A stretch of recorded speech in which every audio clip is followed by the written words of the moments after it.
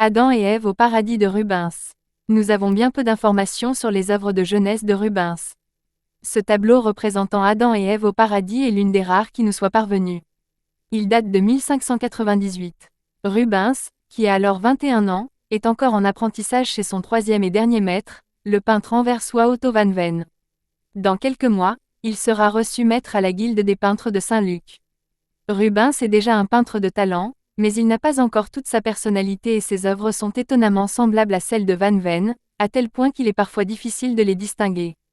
Adam et Ève au paradis fait typiquement partie de ces tableaux peints sous l'influence du maître. Pourtant, c'est un artiste d'une qualité et d'un niveau remarquable qui se révèle ici. Rubens s'est inspiré d'une gravure de Marc-Antonio Raimondi exécutée d'après une composition de Raphaël. Adam et Ève, sur fond d'un paysage bleu-vert de paradis terrestre, se détachent au premier plan. Ève, adossée à un arbre, tient la pomme de la tentation dissimulée dans la main droite. Son corps dissimulant sa nudité sous une feuille de figuier est tourné vers nous, tandis que son visage nous offre un profil au regard songeur.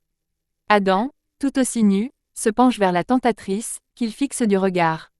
Sa main gauche levée vers Ève ne reçoit pas le fruit, l'index pointé, elle est accusatrice. Une interprétation toute personnelle de l'épisode de la chute d'Adam et Ève, pour une œuvre où Rubens affirme déjà l'attention qu'il porte à la narration. Œuvre de jeunesse. La peau nue et lisse de cette Ève au paradis terrestre est bien différente des chairs plus molles, mais sans doute plus expressives, plus sensuelles, des femmes que Rubens peindra plus tard.